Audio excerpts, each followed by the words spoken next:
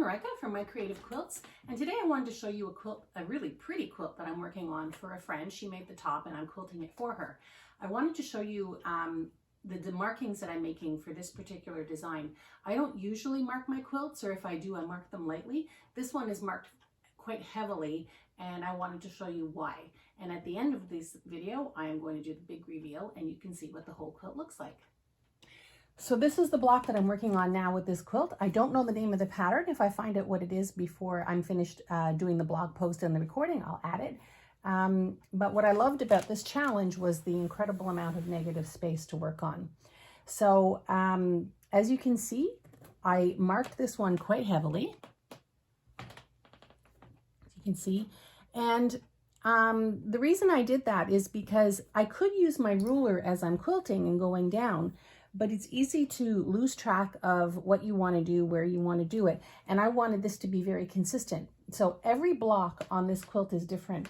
So it's quilted differently, but I wanted to kind of pull it all together. So I'm doing the same background block behind the piece block. And to do that, I had to measure and mark to make sure that I was consistent. So for example, here, where I didn't want the zigzaggy quilting, I put X's, and I put it on both ends because as you're going back and forth, you're starting the row from opposite directions. So I would quilt here, here, and so by putting the X's here, I knew not to quilt there. And then I wanted this. I didn't mark everything. For example, this circle didn't get marked. I used a circle template that I quilted around, and then I just freehanded in the middle. So like the quilting itself is freehand, but I did need to mark it, and I needed to use rulers for my straight line. So next I'm going to mark this one the same way that I marked this one, and then it's going to be consistent. Okay, so now I'm starting on this block, and I'm going to first start by stitching in the ditch around the block here. So I'm not going to show you the whole thing because you know what it looks like, but I'm just going to start because then I can show you when I'm done this part the marking. So I'm just going around, and sometimes I use tiny stitches and I just cut the thread, and then other times I bury the thread, bury the knot. I don't have a particular preference most of the time, but usually when I'm doing somebody else's quilt, I bury the thread. I'm less fussy about my quilts. This is called a snaggalish. I don't remember what it's called, but it's got this plastic part here, which I just love for pulling my threads. I bought it online. I buy a few because I break them every so often. So I'm just going to go around the block, and then I'm going to show you the marking. All right, now we're ready to start marking. I stitched in the ditch, and then I did this design in the middle. I'm trying to do a different design in each circle to try and highlight the nice pattern.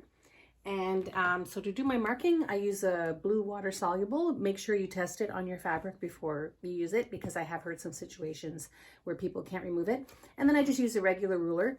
This ruler actually I've had since I started quilting well over 30 years ago, and I still have it. So I'm kind of happy about that.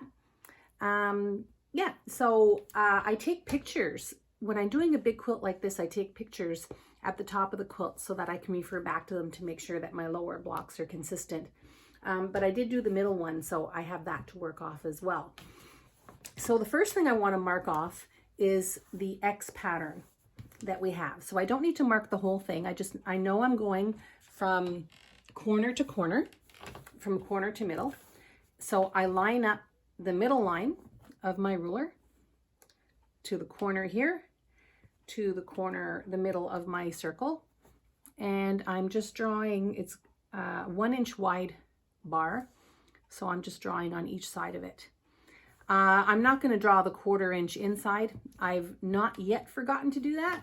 Of course, it doesn't mean that I won't, but I'm just not going to at this point. So here we go, and then of course I'm stopping at the pattern here.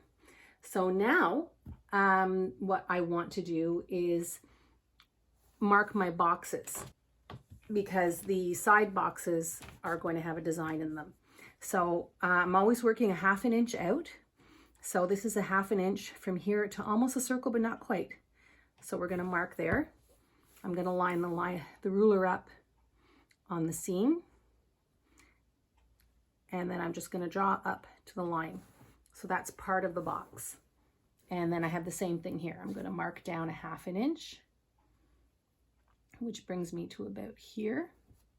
No, sorry, I shouldn't have done that. 1/2 inch. There's my 1/2 inch. So it's like that. And then a 1/2 inch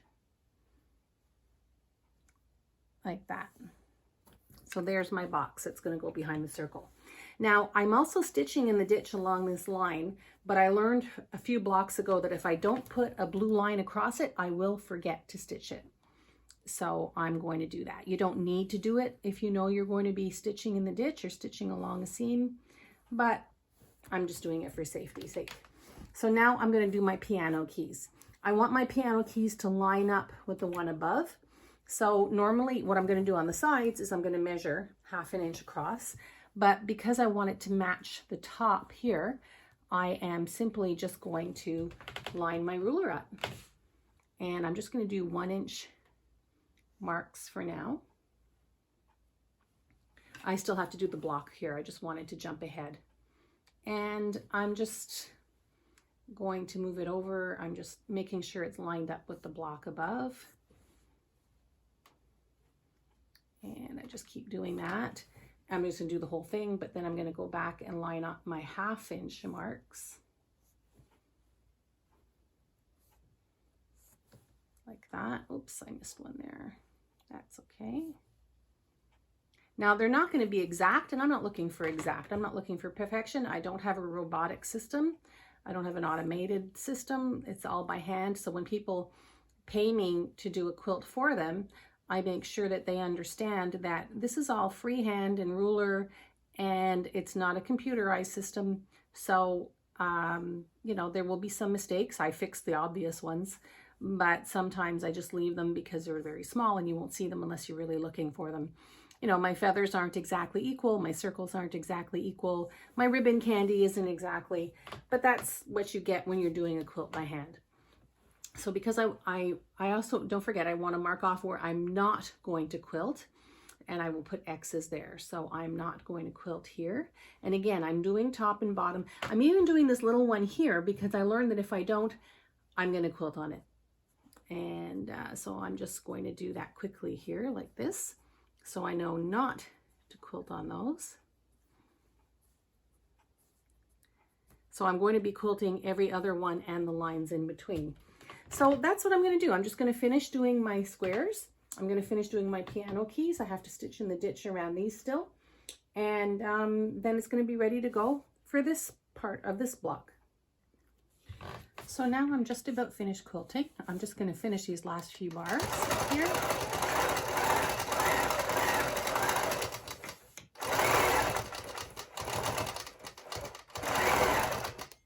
Now, some eagle-eyed people may have noticed when I was doing the marks, I made a mistake here. I put an X here, and then I put an X here right away, which shouldn't have been. Should have been here and here. So it's a good thing I caught it.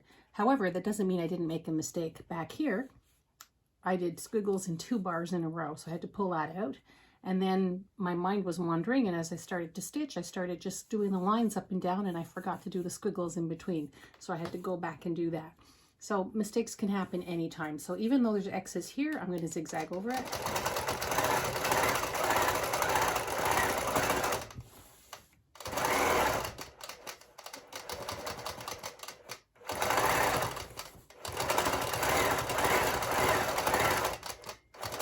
And we're done. I'm just going to pull up my thread, and then I will show you as much of the block as I could do. I couldn't finish the bottom part because I haven't gotten down that low, but let me show you a close-up. And here it is. See, there's the center that I did before, and there are the piano keys. I did them along the side as well. So I still need to do a stitching line down the middle here. And otherwise, oh, I need to do another stitching line down here. Now I couldn't do the bottom yet. I didn't do the bottom parts of the X because I have to do, it's off the thing here, a circle will go here. So I need to do the circle first before I can do this. And that's how I'm doing this quilt. And now it's time for the big reveal. The quilt is finished and ready to go to its owner. As you can see, I did the same background behind every block, but every block itself is different. And then you might notice too that the top is not the same as the bottom, and that's because the quilt itself is not symmetrical. She has these blocks here, and then when they come down to the bottom, I didn't have a space to do these designs. So that's why I decided to do this instead. So I'm going to give you a few close-ups and you can see what the patterns look like. So this was one of the first blocks that I did, and you can see that I stitched through the flying geese in the middle because I didn't want to do too much stitching on the actual designs. So I tried to limit that. This one I used like a spirograph in the center. And then here I just did some feathers. And then you see the ribbon candy in the diagonal lines and along the bottom, or in between actually. And here's a design with a bit of a spirograph type thing in the middle of the diamond. This is one of my favorites. I often like to do a curved crosshatch in circles. This one, there wasn't anything special for in the block itself. Then we have this one. It was just a geometrical design that I did. And then we have a star. And for this one, I just played with the quarters in the middle of the wreath a little bit. This one was more of an abstract design. And this one is like a mariner's compass. And then this one I had a little bit of fun just playing with lines. Now I'm going to show you the back. So this part of the video might be a little bit wobbly because I'm just holding the camera or my phone by hand, but I wanted to show you the backing. She used a lovely graduated fabric in the back, and the stitching just really stands out. So that's it for this particular quilt, and I hope you liked what you saw and maybe you learned a few things, picked up a few tips, and until next time, bye.